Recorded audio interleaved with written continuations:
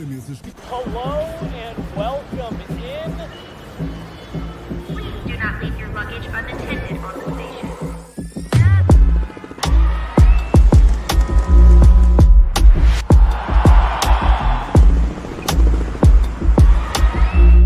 Welcome to the show. Welcome into the official Colorado Eagles podcast. I'm Meghan Angley, and in just a moment, I'll be joined by Jesse Montano. We're credentialed reporters with Guerrilla Sports covering the Colorado Avalanche and the Colorado Eagles, and we have so much to catch you up on today. Just what the Eagles have been up to coming out of the holiday break. Their record as it stands, 22-8-1-3, 5-2-1-2 in their last 10 games. They are in the middle of a 6-game homestand. They still have 2 more games to close out this weekend series coming up. 2 series have now already passed. They split the series with the goals to kick it off, and they got a shootout loss point in that series, and then they're on the heels of what was ultimately a very difficult series against the Ontario Reign, who are their Pacific Division opponent. They're neck and neck in the division. Eagles have held down that number 1 spot until Ontario came to town. They now have the top spot with 50 points. Eagles are just 2 points back of it at 48 and have 3 games in hand. So there's plenty of time to course correct. The Ontario Reign just played a really heavy physical game that was challenging on night 1. And then night 2, the Eagles had the lead. It was a little bit of lack of discipline that caused things to unravel late in this game, forcing OT and then a shootout. I personally felt Trent Miner was excellent in OT. A lot of that possession was in their own end. He had to come up with some big saves. There were some great stick plays from Barani Attard, who helped to stop the Reign from creating some opportunities in OT, but ultimately they survived it. They didn't thrive, and it was decided in a shootout. So the Eagles still do walk away from that series with a point, but I know that they are looking to rebound in a big way this upcoming weekend when they host Henderson. Of note, 4 goals from this line that consists of Nikita Prishchepov, Chase Bradley, and Jason Polin. We'll talk about that a little bit more. Zakhar Bardakov made his Eagles debut, scored a goal in that game against the Reign, thanks to some net front pressure from him and Taylor McCarr. So that was kind of exciting. There were some injury returns also coming out of the holiday break. So Daniil Gushin, who's already had a goal and 2 assists going back to that San Diego goal series, and the Eagles shutout win in particular, the 6-0 with 35 saves from Kyle Kaiser. Chase Bradley, 4 goals and an assist in 3 games since he's been back. He's been back for 5 games now. Jason Polin returns. He's been a part of what's been a really effective line, as I just mentioned, with Bradley and Prish. And then Cooper Gay gets in 2 games. He was dealing with an injury coming out of camp in preseason, so we didn't get a chance to see him in game action. He played a little bit in the rookie tournament, but his last year, he came over from college, made his debut, scored a goal in his debut game, and so I've been excited to see him get back in the mix. And now the Eagles have a very good problem of a lot of forward options in the mix to choose from. And then Sage Weinstein made his debut. He's a defensive prospect. He signed his ELC with the Avs like a summer ago, and he was fighting for a spot out of camp, obviously kind of a hard thing. This is his first full year pro. And so he spent a little bit of time with the Grizzlies, gets the call up because Sean Behrens is dealing with a little bit of an injury right now. So they just wanted another option for the back end. So he makes his debut. That was really exciting. And then I'll bring Jesse into the fold now because the exciting news of the day. So Kim Weiss, she is promoted to assistant coach with the Colorado Eagles. She was hired on this summer as a video coach, and when Derek Army got sick over this Ontario Reign series earlier this week, she stepped in, officially making her AHL coaching debut.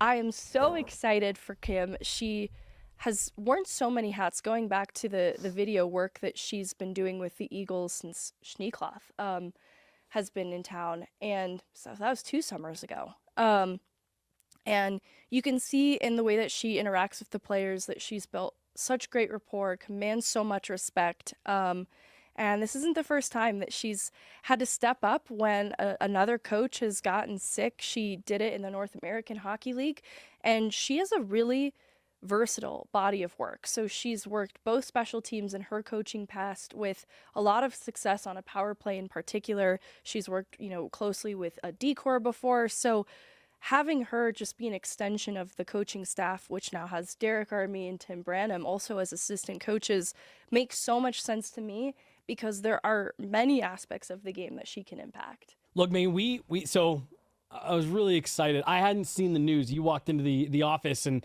I wasn't looking at my phone. Really excited for Kim. And the biggest reason is it's something we talked about a couple weeks ago.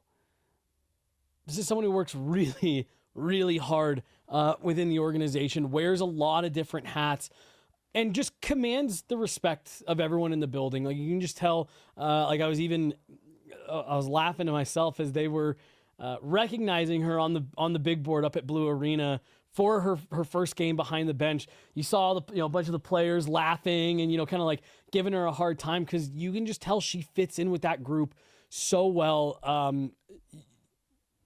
She has a presence, and that maybe feels like a funny thing to say about someone who was just a video coach and now an assistant coach. She has a presence about her that like I said, I think commands respect because of the way she impacts the team, the knowledge that she, we've talked to players that she imparts onto them, the way she sees the game. Really happy for her. You did that interview with her. Was that last year or 2 years ago? It's got to be 2 years ago It's got to be 2 years ago, and right? I feel bad that I missed a year, but she got to be there for Schneekloss year as head coach behind the bench. Yeah.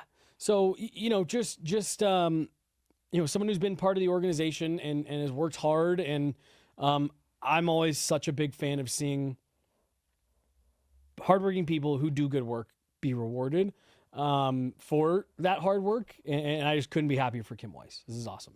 Yeah, it's seamless to the way that she fits in because anyone that I've asked about her role in this coaching room kind of laughs that her title has just been video coach because she's so much more than that and always has been. It's it minimizes everything that she does, all the different hats that she wears. And the other fun note on this is we got to be there a couple weeks ago during one of the practices where she was able to run point. And I think that was great because it was a long overdue moment for her to get to run point and kind of direct practice. And it seemed so natural watching it. I didn't realize that was the first time coaching an AHL practice. Obviously, she has been running practices in her coaching experience leading up to this, but it's cool. It's been building. It seems like she is willing to help in any way possible, and the players and the rest of the coaching staff respect her tremendously. You can just tell how much respect she has in that building, and again, it's because of the value that people put on what she has to say, and the experience she's got, and like you said, just the comfortability she has communicating with the players. You can tell she has such a good rapport, and because she is a video coach, she does a lot of dialing in on the details, so she's very familiar with guys' games and stuff like that. But also I just think that this is I look forward to the day, Meghan, because we talked about this on a show last year, and I don't remember when it was. It maybe, it might have even been 2 years ago, Meghan, around the time, Kim came in. But just like there are women in hockey like Kim Weiss all over the place, smart, detail-oriented, know what they're, have the respect to their peers and all that stuff. And it's just awesome to see Kim Weiss, breaking through on that. Second female ever to be an assistant coach at the NHL or AHL level. And very, very, very worthy and deserving of being one of the individuals that's, carving that path. It's exciting too, like the other being Jessica Campbell, who's now behind an NHL bench. I think that the organization opening the door for Kim, going back to the coaching program, having her join for the development camps in the summer, she's been patient and has grown alongside the organization. And I just love it when, the promise of opportunity is met with real opportunity. And it's because of her commitment as well. So that's been so fun. And I was just going to say, like you made mention that, people have laughed like, gosh, her title's video coach. She does so much more than that. But again, like great example for someone, it's not about working in sports, just anywhere. Bloom where you're planted, right? You're maybe not always put in the biggest role with the biggest responsibility, with the biggest title, any of that, but you can always make a difference and make an impact on the people around you, on your organization, whatever, by doing what's put in front of you and doing it better than anyone. And I think Kim Weiss has done that. And I think that's why, to the point that you were making a minute ago, like, this is an amazing opportunity. This will not be the last opportunity that's put in front of her. No, she works her butt off. She's always running around doing something.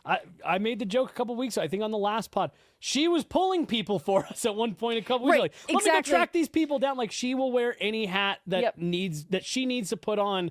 And that was her, like, walking by us in the hall a couple times, like, hey, you guys are still standing here. What do you need? What can I get you? And she's the best. She's and great. I saw her dog, Gordie Howe, at Blue Arena. Is it Gordie Howell? Yeah. So I thought you just said Gordie Howe earlier, and I was like, hey, just going right for the 1-for-1. Gordie Howell is amazing. That's so funny. Honestly, that's the mic drop. Like, that's all you need to know about Kim Weiss, and I think you're pretty comfortable now. Cool. So, first off, like when you first started here and you did the camp back with the Avs back in the day, did you ever think that you would be in the position you're in now? Honestly, no. I don't want to sound like I don't have aspirations, but I was just kind of taking advantage of the opportunity to be with the Avalanche at the development camp a couple summers ago and learn as much as I could and take it back to the team I was coaching at the time.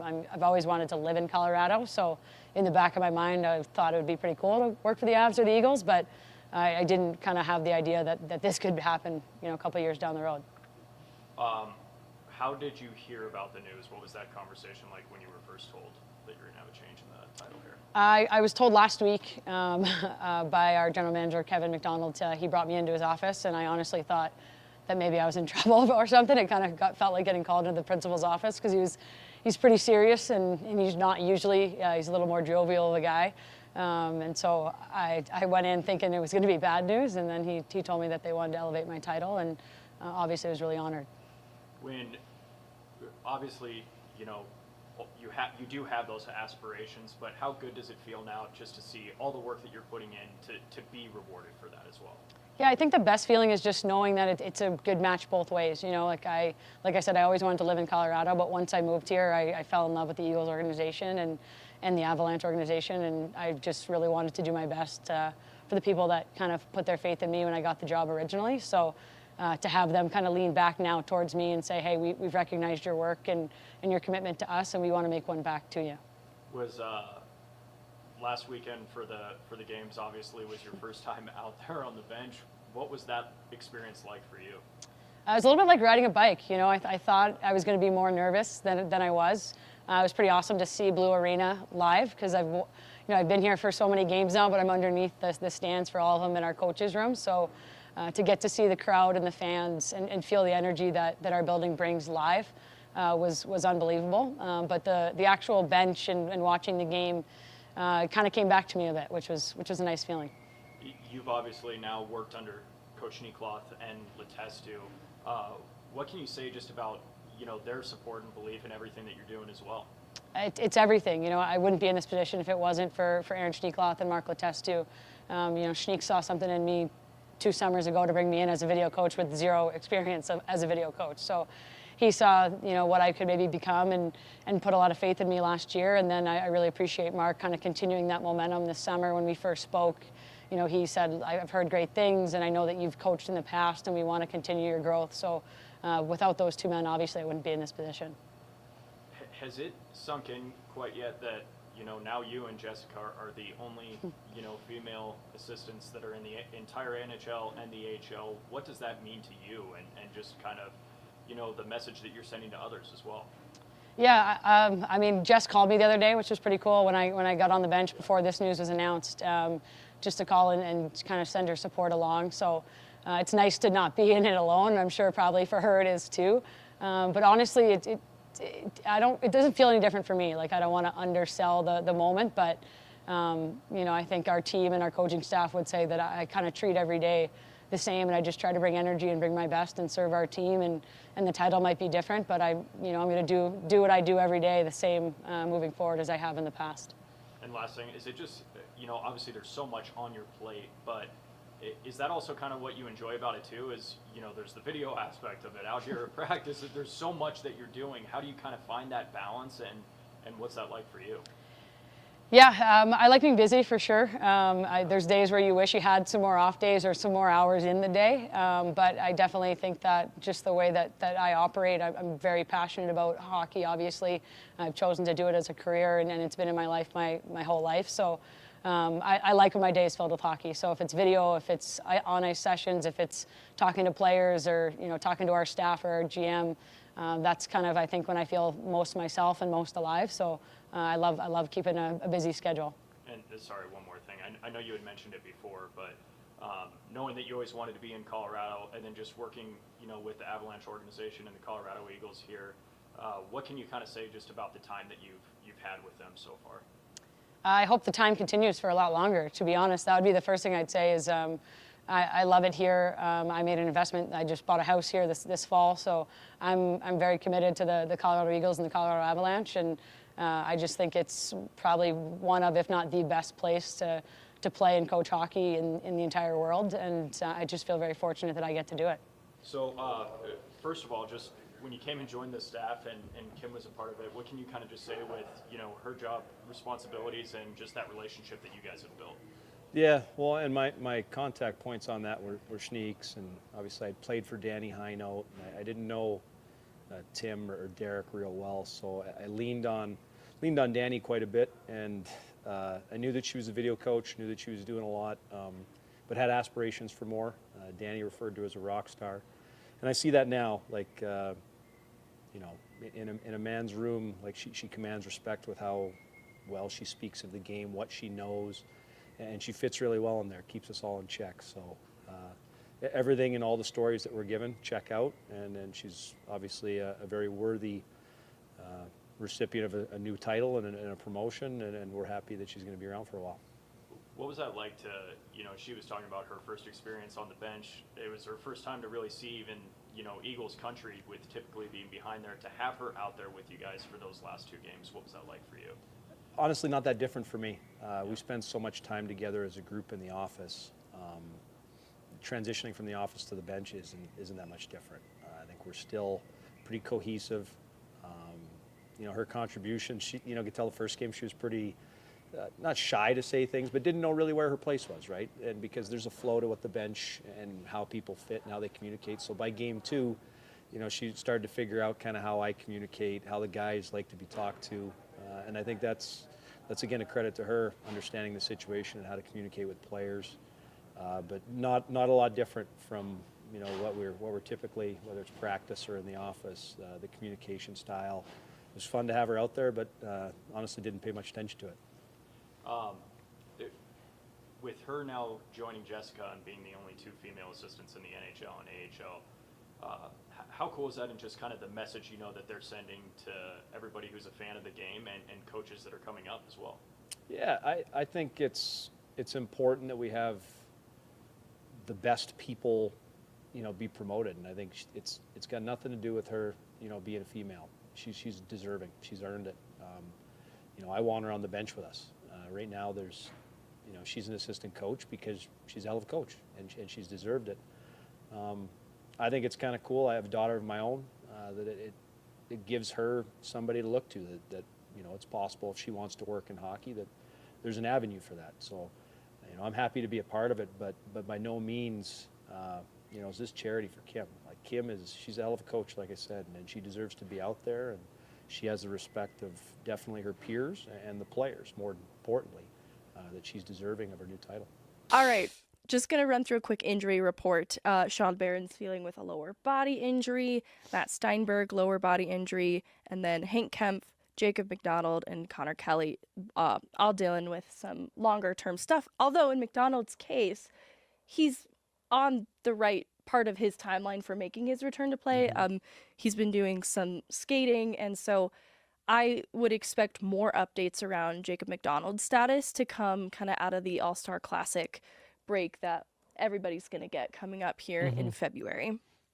All right, let's take a look then a little bit what's been going on the team. I did mention that the Ontario Reign series was a little bit difficult, and the thing that I think you can certainly weigh in on is this mindset of process over results, because the Eagles still have a really good sight line on the top spot in the division, right? They're just 2 points back. They have the games in hand.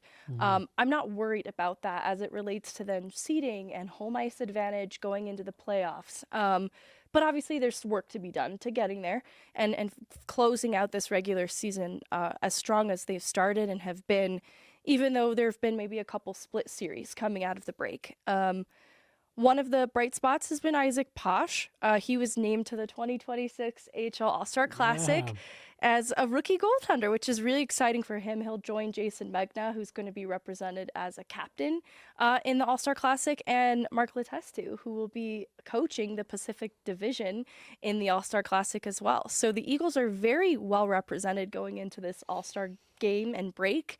I think that kind of is a reflection of the strength of their success on the whole this season. Well, I wanted to circle back to a point that Mark Letestu made when we talked to him.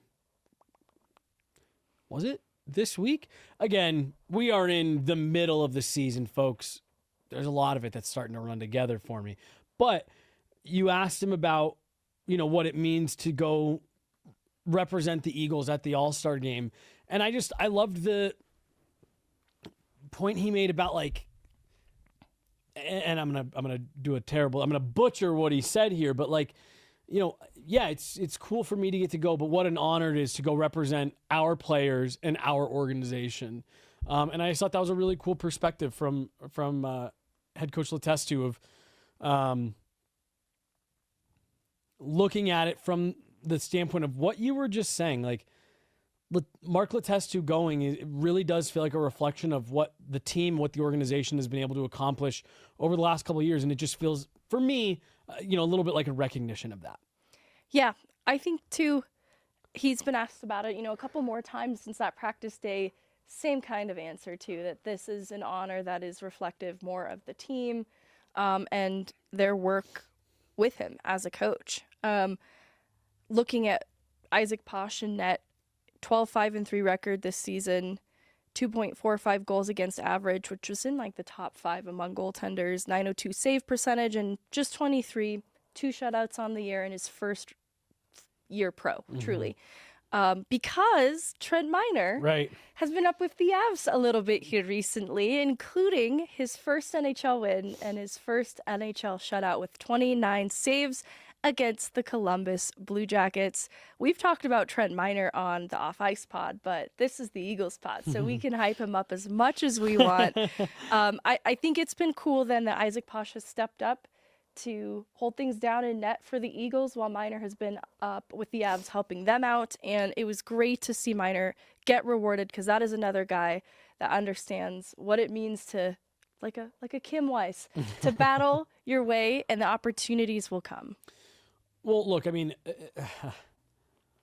I'm actually going to do some quick Googling on the fly here while I'm talking.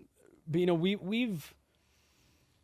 we've covered Trent Miner as an Avalanche prospect for 7 years now, going into the 7th year.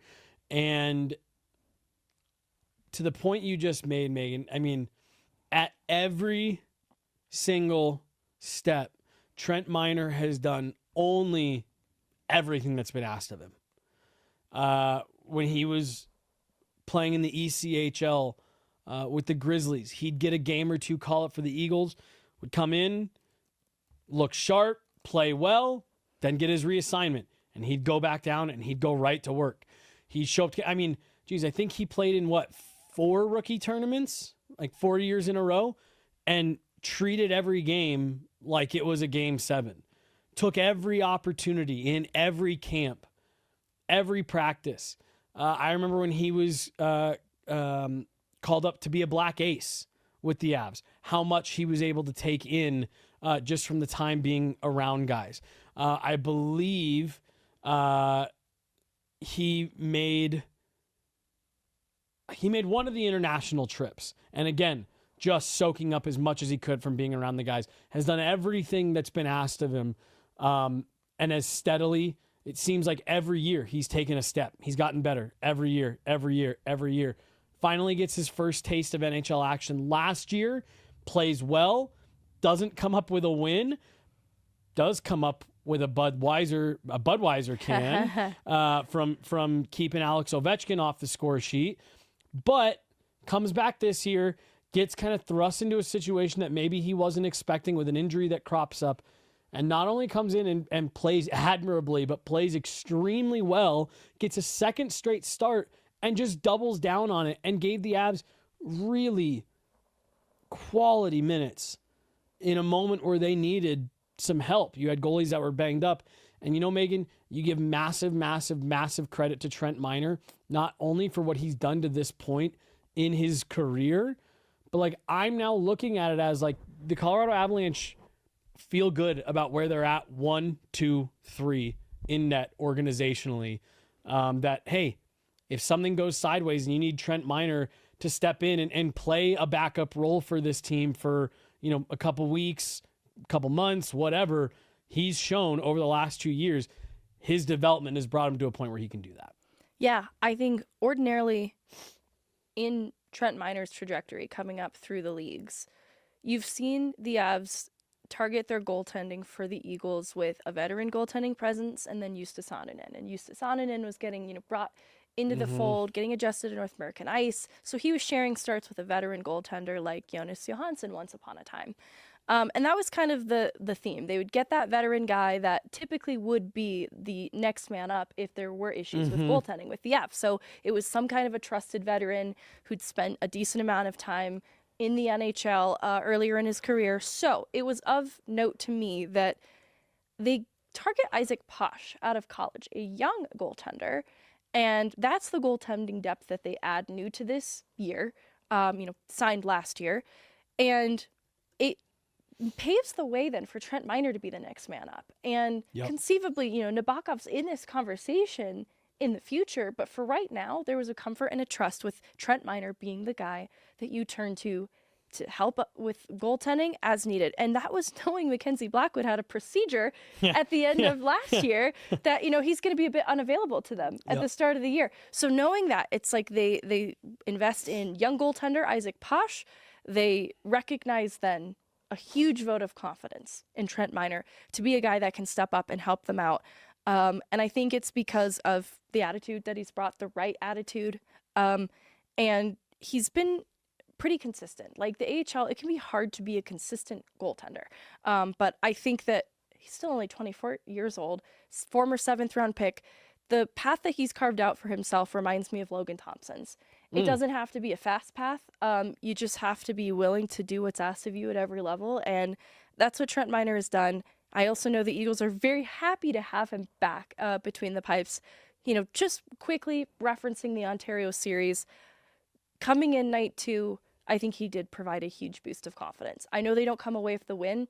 I really, especially in a shootout being what decides that game, I don't hang that on Trent harshly. I think this is more so, and I'll use this to transition the conversation because I want to play this Letestu interview from the post game.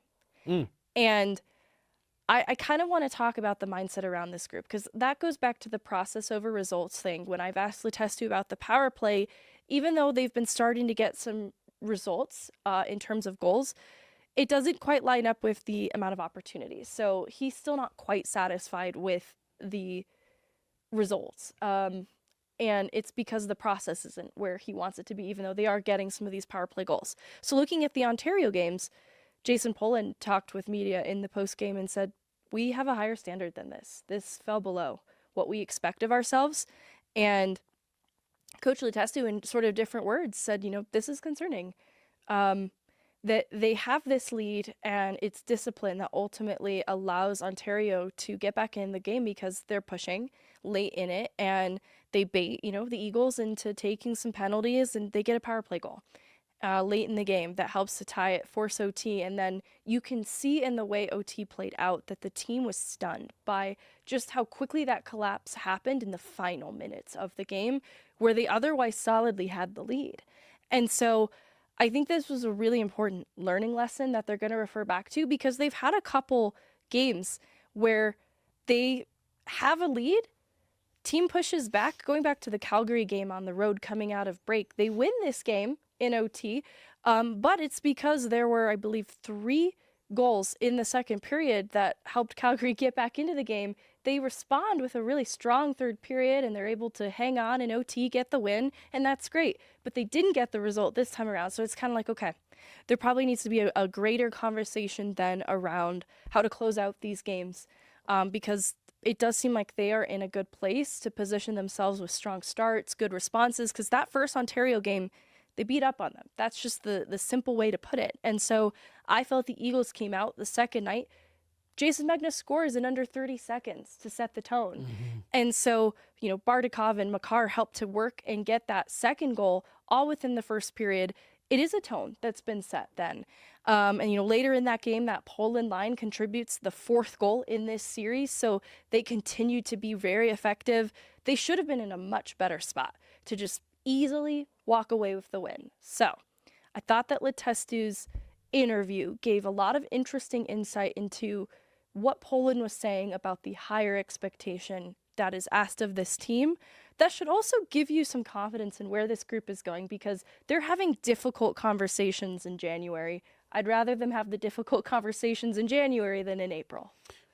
Well, and I won't tie it in directly because it's a little bit of a different phrasing, but you use the word discipline there, and that's something that we hear Jared Bednar talk about a lot, Mark Letestu talk about a lot. So you can tell it's an organizational focus, right? Having the right message, having the discipline, having structure that you feel comfortable falling back on, and so when you stray from that, because I think both the Avalanche and the Eagles, I think that's been a big key to what's made them consistently successful this season. And so when you stray from that, I'm not surprised to hear, coach say, we don't like that. Cause that's not a, hey, you asked an excellent question to Jared Bednar yesterday about when you're winning games the way the Eagles and the Avalanche are, how does that change your evaluation process of wins, of losses, mm-hmm. of, what fill in the blank, right? And I think that's one of those things where it's like, as we're evaluating this, we're okay with, hey, power play just didn't get going tonight. We were doing the right things, right? Hey, we got beat late. That's a really nice play, but we did the right things. Those are a different conversation than we got away from our identity. We got away from what made us successful, and it ended up costing us. And that is something that, again, you don't, I'm sure, Mark Letestu isn't like, oh man, I'm worried that we're never going to get this back. But I'm worried that cropped up, and we need to address that so that it doesn't happen again. Because that's the stuff that costs you games, points, playoff series, whatever, that you really, really, really hate when you do something that it feels like is controllable that leads to negative results. Right? Because, just going back to the Eagles' record, 22-8-1-3, they have a really strong record. This is not going to cost anything to them in the middle of January. But they hold themselves to a higher standard, and that's why it stings, and that's why it carries the weight that it does. So we'll hear from Coach Letestu. He talks a little bit about what he's looking for in his players at this time. Yeah, I think we unfortunately found a different way to lose, which is concerning. Discipline down the stretch, putting them on the power play a couple times and not being able to close out games. But we're learning. So, we'll go look at the film, make some adjustments, and, hopefully start coming out on top of some of these games where we put ourselves in pretty good positions to win. You had a lot of guys in the lineup tonight that you didn't have last night. Ivan, Bardakov, Trent Miner coming back. How did that impact things? Yeah, I liked it, the length they gave our lineup. For most of the game, we were able to roll over 4 lines pretty well. Trent was pretty solid in the net. There was a lot of good things.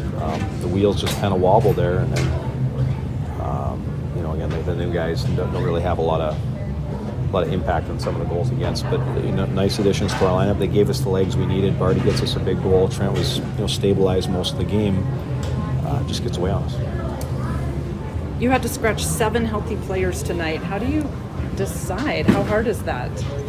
Well, I mean, it's competitive, right? Sometimes I'm looking for maybe the combinations in players. But ultimately, this league is very fluid. I'm sure there's going to be, a small bus going back to Denver to play. With their injury situation, they're going to have to call up some players. So it'll change. But they're not easy decisions. But generally, it's based on, roles on the team and some of the chemistry and some of the players going forward. You mentioned adding some length with the lineup adjustments tonight. What were some of the other considerations in trying to get more out of all 4 lines, seeing as 3 of those goals last night came from the same place? Yeah, and honestly, you're just trying to get some different elements on different lines. Barty's such a good forechecker, playing him with Goosh, where he can go get pucks and he can make plays, and then moving Taylor up with Tynes, kind of a similar thing, just giving a different element to lines. And our 5-on-5 play is pretty good again. It's 3-1 us, and the special teams and the discipline ultimately are the reason we're upset about things right now. So the 5-on-5 play, I'm not concerned about. Some of our decisions, taking penalties at key times, letting them back in the game. That's the stuff that I'm a little bit more concerned about than the actual composition of the 5-on-5 lines. And what was your overview of Bardakov's night, especially with consideration for a guy who's had kind of inconsistent minutes and gameplay up with the Avs through this point? Yeah, I thought from what I've seen when he plays with the Avalanche, he plays a hard game. He's tenacious, he's aggressive, he goes to the net. There's some really good puck plays out there today. He probably doubled what he normally plays, so you could tell that the gas tank was getting a little empty towards the end, but I like the energy he brings. I like some of the aggressiveness. The Avs got a good player there. He doesn't always get the PK reps up with the Avs. How did he fit into your PK? Would you say it was pretty seamless? Yeah, he understands the systems very well. The language, it can be a barrier at times, but the hockey's kind of universal. Once you get out there, you can use the board. You can talk about a different structure. Have the luxury of 2 Russian players up front that can translate. But he didn't seem to need it. He got right in there. He knows the system. He's obviously been paying attention there, and he put some good minutes on the kill for us. And Sage Weinstein makes his AHL debut tonight. What did you think of his first game? For defensemen, I think the things that we noticed were good, and I think that's obviously a positive for a young player, very young player stepping into a lineup. There wasn't a lot of negative that happened around him. I thought he competed hard. He kept it simple. I thought it was a very good first step for Sage. What has the report been on him in terms of what style of defenseman he is? Does he lean one more or the other with offensive, defensive? It's hard to say. Just about everybody comes out of junior offensive, especially the guys that get NHL contracts. They seem to be at the top of the depth chart, playing a lot of power play minutes. But the thing I've noticed through prospect tournament here, he has an edge to him. He has the ability to play hard and be physical for a small player. So I think there's flexibility in what his role might be, but I think he has the tools to take on whatever role we may give him. Trent Miner earns his first NHL win and shutout up with the Avs here recently. What have you seen in him as a player in terms of what he brings as a competitor to prepare for every game? He's a worker, and I think he's diligent in that work. I think he's consistent in his work. It's not necessarily when he's coming off a bad start where all of a sudden he puts his nose to the grindstone. He's a worker. He's going to will himself to his opportunities, which he has already. And it's no surprise that he's, I don't think he's had a start up there where he hasn't gotten them at least a point, because he will grind and he'll hang in there and he's in the fight. And even tonight, he stabilized things for us a lot of times. So I'm very happy for him. A little bit of success with some shutout and a win up there. It's always good for the guys. And this will be my last one, but Jason Polin was pretty clear that the team holds themselves to a higher expectation than what we saw here tonight. What are the next steps in terms of how you approach this as a conversation with the team? We got to close out games. We've had some leads lately that have gotten away on us. We've given away points because of it. So for me, I got to find some players they're going to do the right things down the stretch to, close out some games and get some wins. At the same time, they know it's unacceptable to lose at home.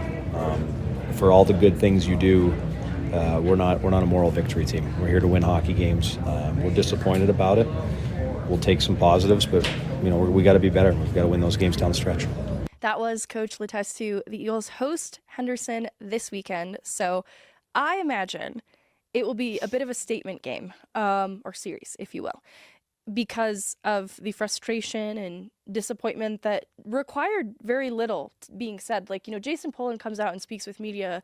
This is before Coach Letestu has sat them down and has had greater conversations about the result in this game. So I don't think that much needs to be said. I think there's a pretty good understanding across the board.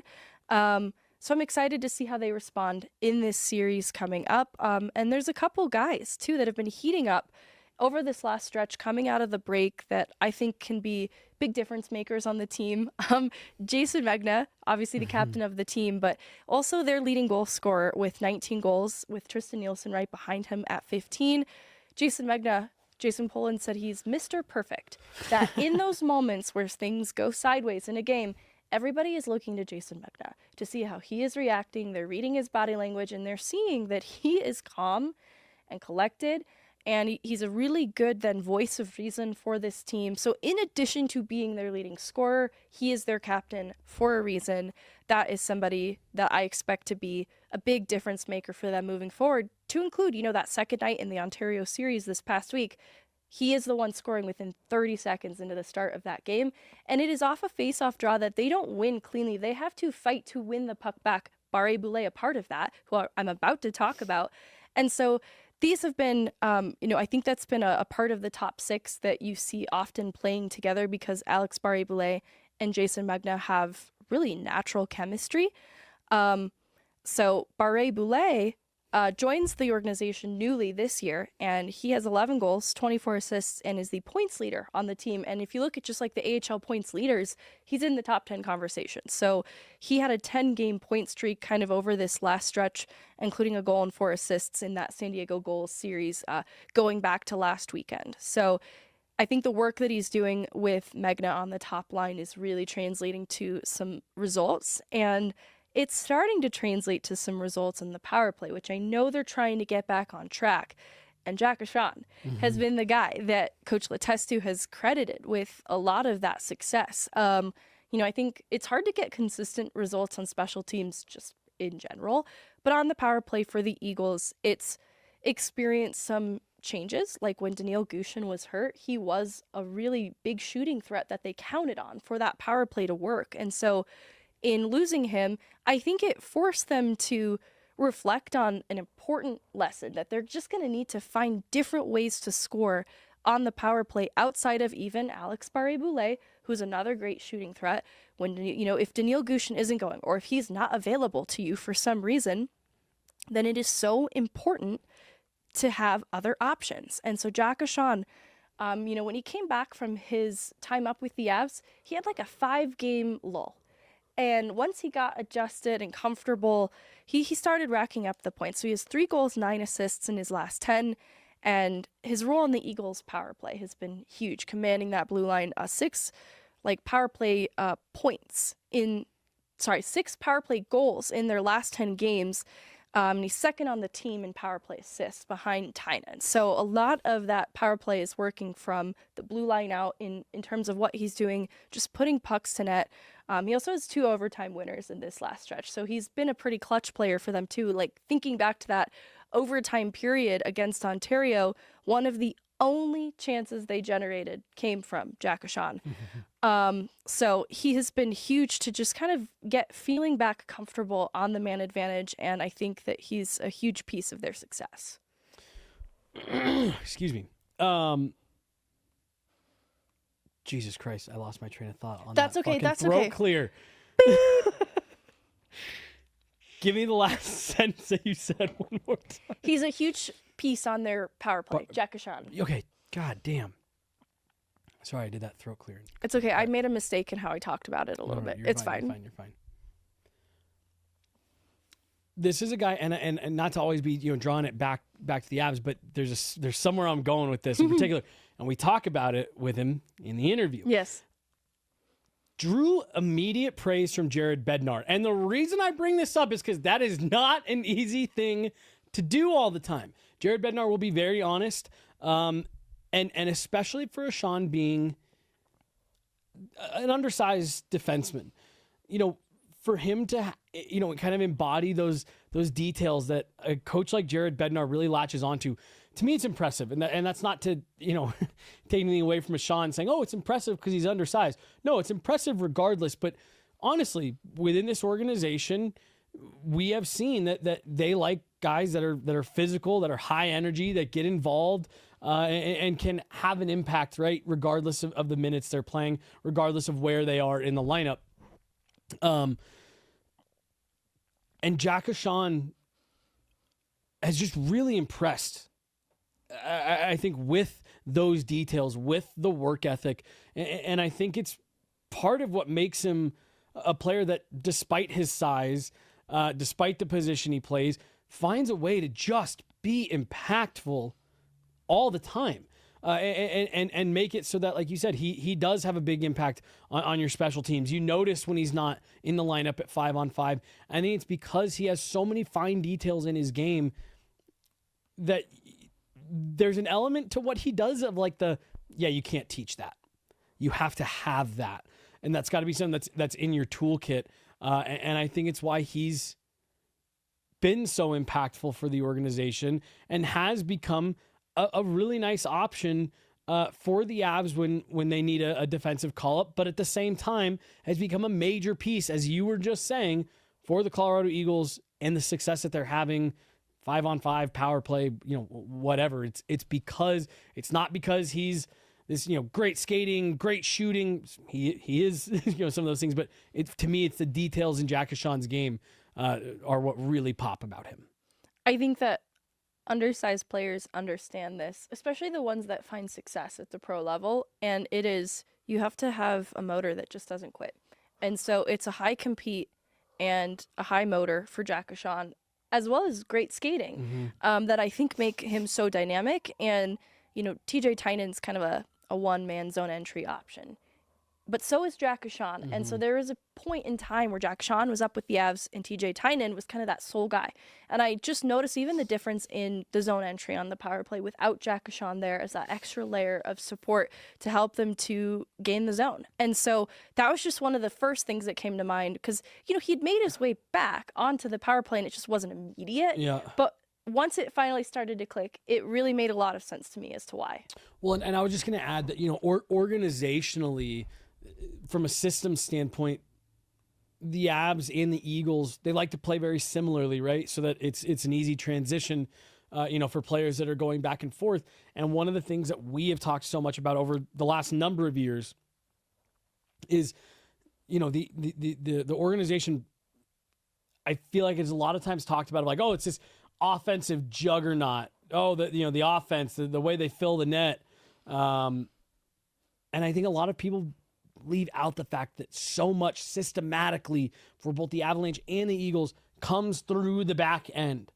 They kind of go as the blue line is going. And, we so many folks know about Cale Makar and Devon Taves and what they mean to the Avalanche. Jack Ahcan plays a really similar role for the Eagles in terms of, we like to direct a lot of traffic through a guy like Jack Ahcan. And so just the impact that he has on the ability for the Eagles to play the way they want to play, I think can't quite be understated as well. Yeah, it makes a lot of sense when you have D that can skate, move the puck, then as a PK unit's trying to collapse in on TJ Tynan, trying to skate the puck in, he's just another option because of his quickness and his mobility to help give Tynan an option of somewhere else to send the puck. And so I think that his vision too, just from the blue line out, it's not just, beating a goaltender clean from distance. It's just finding a lane to the net because he trusts too that the rest of that power play unit's going to help to fight for those pucks, win them back, try for a rebound, try for a tip in. Like there's so many options that open up if he just puts the puck at least in the direction of the net. And so I think his shooting instinct has also been heightened in this last stretch, and it's rewarding him in a big way. Totally. All right, let's hear from Jack Ahcan to round out the show. Great interview with him at practice the other day. Just lots of great insights into his game. Well, just wanted to start off first with your overall assessment of the road trip coming out of the break. What were maybe some high and low points for you guys? Yeah, I think we just kind of had a little bit of a slow start. We don't really necessarily have a good record in Calgary for whatever reason. So that first win on whatever day that was, that first game was nice to get out of the way. And then I think we kind of took a step back, whether that was being tired or, travel or whatever. Overall, I think the road trip was decent. I think we could have came back with a little bit more, a few more points. But I think after a break like that, you don't want to make excuses, but I think it was overall fine. Keying in on that first Calgary game, what was the discussion between the second and third period that helped you guys to kind of settle things and make a big comeback to force OT and ultimately win it? Yeah, I think it was just plain simple. After that many days off with a break, your legs are not really working as hard as your brain is, really. Your brain thinks you can do things that your legs might not be able to. So just chipping pucks in, trying to make the smart play, and, coming back and getting to overtime, you like getting that extra point, but overall you want to win the game, and it was kind of nice to get that. A couple OT winners for you over this last stretch. What is it about 3v3 that helps to open up the game, maybe have a little bit of fun? Yeah, I think just moving your feet constantly, maybe trying to isolate one guy. And I think personally for me, just, shooting the puck a little bit more. I tend to look for passes more often than not. And, just ripping one on net, and, they've been going in. Sometimes I do, sometimes I don't. And I think just shooting a little bit more and, really moving your feet and try to isolate a guy, and little picks, subtle picks here and there kind of helping 3-on-3. And the resiliency of that group to come back in that game, is that something you can draw back on later in this season as a testament to your ability to be able to do it? Oh, yeah, for sure. Like, you're down in games. Playoff games are crazy, usually decided by one goal. You look back at the year and you kind of just think about the different times you come back in a season and you win a game in overtime and the momentum swings, and you just try to think of those moments, and it really helps your group believe. And I think that's a big thing is believing in yourself and believing in the group. Talk to me about the success of the power play recently. Coach Letestu immediately credited some of what you were doing. What is your mindset and kind of how you view your role on the man advantage? Yeah, I think it goes back to shooting the puck a little bit more too. The moment you shoot the puck, everybody kind of collapses in the zone, and it's a big testament to our forwards getting the puck after a shot, after a rebound. Really battling and working hard. Power play is not really supposed to be easy. I think everybody kind of thinks, you're out there passing it around, and the moment that puck gets on net, everybody's kind of converging, and getting that puck back is something that really has been helping our power play out. 2 goals, 9 assists in the last 7 games. What has been working so well for you offensively? Yeah, I didn't know that. I try not to think about that kind of stuff. It's nice when you're winning games. I think it's just, trying to work hard defensively, and everything kind of opens up, whether that's breaking pucks out or, moving the puck in the neutral zone quick and shooting pucks.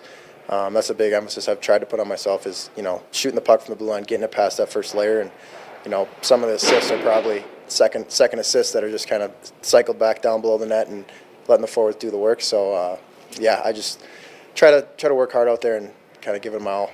And after the call-up experience with the Avs earlier this year, is there a bit of an adjustment period that maybe people don't realize going from one league to the next? Yeah, for sure. It's not as easy as you think. A lot of people probably see it as being like lazy, or you're not in the NHL anymore, but it's a big difference coming down, and things are a little bit more scrambled. It's faster in different ways, I'd say. Just trying to get back into that mindset of, you might have to make the simple play and maybe not be as organized as it is up there.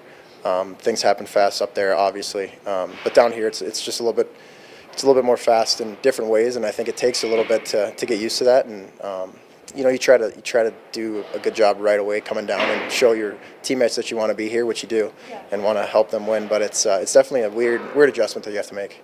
And what were some big takeaways from that experience up with the Avs?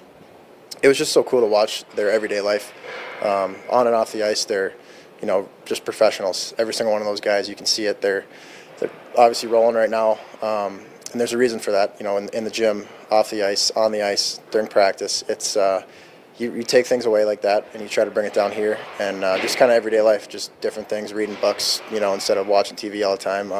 That's one thing I've tried to pick up a little bit, and yeah, it's been good. Can I jump in on that real quick, just because you get a lot of praise from those guys, and Jared Bednar in particular, about the way that you're able to jump in. What is it about your game, your mindset, that makes you able to jump in with those guys that you were just saying are such professionals?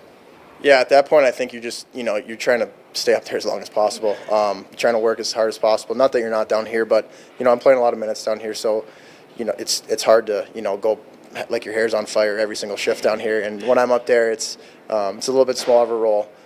Just, every time I step on the ice, it's, 10 out of 10, try to go as hard as I can and as smart as I can. Sometimes it works, and sometimes I'll go out there and I'll go as hard as I can, and it's not going to work. So it's, it worked out beginning of the year, and I'll just keep trying to prove myself down here, and if the time comes and go back up there, try to do that again. Generally, when you hear about players trying to make a difference in limited minutes, you're talking about forwards. Is there maybe a little bit of a difference in the responsibility of a defenseman trying to make the most of limited minutes? Yeah, that's a great question. I think for forwards, they're getting on pucks, forechecking, and all that good stuff. The way I look at it defensively is, I'm a smaller guy, so I have to prove that I can defend up there. I'm not going to be, boxing guys up and blowing guys up, but I think just positionally being sound every time I'm on the ice, staying inside the dots, little things like that where you have to be super diligent on that, because things happen so fast and a puck could go between your legs and you don't even know it. So yeah, I think it's definitely different for forwards and D-men, but when I go up there, it's more about body positioning, and when I have the puck, move my feet constantly and, give the puck to the forwards. Have you found, too, that there are different things you've had to learn positionally to protect yourself, not just in this league, but up with the NHL level as well, just to keep up with the physicality? Yeah, especially, going out for breakout pucks and stuff like that. Sometimes you want to skate and beat that forward to the puck. Other times you want to get into that guy, position-wise, so he doesn't just blow you up into the glass, and I mean, you're better being out there than you are, up in the stands with, banged up with something. So you want to work hard, but you also want to work smart. When I go back for a puck, shoulder checking a few times, checking for options, and then that body positioning is huge. A lot of guys are probably just going to rub me out into the boards, and if I can, maybe have them push me towards the puck or, away from a different spot, it's little things like that where you try to think of it, but it happens fast, so sometimes you don't really have a choice, and, you get plastered a few times, but as long as the puck gets out of the zone, it's a good thing. Both these teams have such an impressive record, the Avs and the Eagles. Are you able to draw any parallels between these groups and maybe a common thread that's bringing you guys success? Yeah, one thing is the speed. If you watch both of us, it's high-paced hockey. The forechecking, the stick checking, it's constantly movement.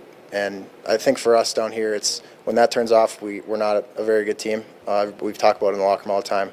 The moment you stop moving your feet and stop working hard, that's not our recipe.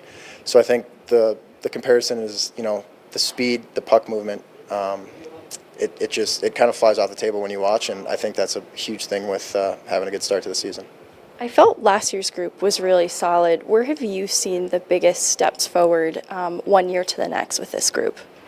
Yeah, there's a lot of similarities. Having an older group helps. We had a pretty old group last year, just, having a good locker room, kind of teaching some of the, not even the younger guys, but the newer guys in the league that, maybe don't realize how big of a grind it is to play in this league. That definitely helps. And, power play always helps. We had a pretty good power play last year, power play this year, penalty kill, same thing. A lot of similarities, differences. We're missing a few guys, like a lot of injuries that, come up during the season, and it kind of throws a wrench into things. But I think for the most part, it's a fast, high-paced team, and that's how we should be playing every single year. You signed an extension. What made you want to stay in Colorado for this year? I love it out here. I love the way they play. On the ice, it's fast. It feeds into my game really well. Helps me out there, and just like the everyday life. The sun's always out. Could be 25 degrees. Everybody thinks it's cold, and it's sunny, which is nice. I get all the snow in the fall and the spring and all that good stuff. And even like out here, could be a Tuesday, and like there's people in the stands. That helps a lot more than people think. You're out there, maybe you don't have your best, and you go out there and everybody's loud and cheering you on. It kind of snaps you right back into it. So I think personally for me, that was one thing where it's like I know I can thrive here, and so far it's been good. Coach Letestu earned the honor of representing the Pacific Division in the All-Star game coming up. How have you seen his impact as a coach help you guys to have the record that you do? Yeah, he's been awesome. Every time he talks in the locker room, whether it's between periods or before games or after games, you just listen to him because, he's been through it. He knows what he's talking about. And I think that's a huge thing for us is like when you have a coach that's in front of you saying all the right things, telling you how the recipe to win a game or to at least get back into a game, like, those Calgary games, he's telling us, the recipe's this. If you guys don't do it, it's not going to happen. If you do it, we believe. So little things like that where, first-year head coach with a new group is not easy to do to get into the locker room, and I think he's done an outstanding job at that. What's behind some of the success that Tim Branham has seemed to have with this D-core? Yeah, he's awesome. He just like different techniques and practice and stuff like that. And I think this year especially he's kind of loosened up a little bit and he's a lot more comfortable with the group and cracking jokes. And I think that helps especially the younger guys. See their D coaches being a human and helping out even off the ice. Just lets everybody kind of do their thing. And then when the time comes, he comes over and shows you clips and video and what to do, what not to do. And I think he's really good at reading people. Like, just some people need more, some people need less, and he's done a really good job at figuring that out. You've had a chance to play with Wyatt Ahmet here before. It seems like you guys have a lot of chemistry. What do you think it is about the way that you both play that complements one another? Just two Minnesota boys. He's great. It's kind of a good combination. Like he still has, he gets up in the play and he can make plays and stuff like that. But when the time comes and it's time to block a shot, he won't miss an opportunity to block a shot. Defensively, he's very sound, moving pucks, and we feed off each other different ways and asking questions to each other. And we've been roommates on the road for 3 years now, so it's been good. And I think just we complement each other very well, and I think it has a little something to do with the Minnesota connection as well. How much of a difference does consistency, getting to play with the same person, actually make? Yeah, it's huge. There's times on the ice where you are kind of blind. Whether you're facing the puck or not, you don't really know what's going on. But if you play with the same guy for a lot of, their tendencies, whether it's in the D zone and you're making a dink pass off the wall or O zone where you're throwing a pass to a lefty every single time for a one-timer, little things like that. It makes a huge difference. Obviously, there's different combinations that you try to do and it still works out, but having that consistency it goes a long way. Just two more. Jesse mentioned some of the feedback that Jared Bednar has given you. Going back to last year when you got called up late in the season, how does that feedback motivate you as a player? And I guess more importantly, does that feedback get back to you? Are you having those one-on-one conversations and getting some of that positive reinforcement? Yeah, that was awesome. The last two games in the season, it can go one or two ways. You go up there and, it's not a full lineup. You go up there and you get smoked and you kind of get let down by it. But it was nice to go in there and kind of get rewarded for playing well and playing solid up there. The feedback goes a long way, whether you hear it through the grapevine or from Bedsy himself. I talked to him last year, and it was all good things. And it does go a long way. You feel good about yourself, which it's good and it's bad. You don't want to kind of get complacent and be like, oh, I played well, and that's it. So I think the consistency of the feedback and all that good stuff is great, and you do take it to heart. I think just getting those call-ups at the end of the year, it's awesome because you get to, you're playing in the NHL. We went out to California last year. My parents came out, had 2 great games, and that was a great way to finish the year and then go into playoffs. So I think little things like that, you feel pride in it. Sometimes you got to feel good about it, and sometimes you feel good for a second and then you just forget about it.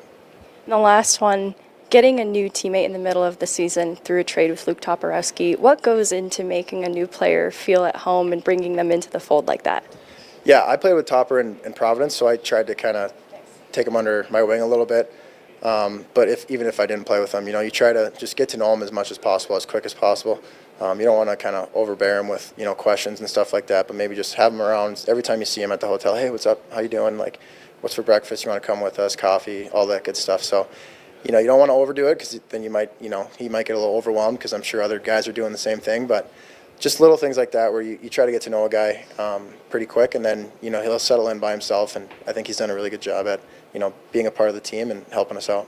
Awesome. Thank you so much. I'm sure that was longer. That was defenseman Jack Ahcan, and this was the official podcast of the Colorado Eagles. I'm Meghan Angley. Jesse Montano has joined me today, and the Eagles will be hosting the Henderson Knights this upcoming weekend to close out this homestand, hopefully on a high note. Thank you guys so much for listening. We will be back on a more regular schedule here soon.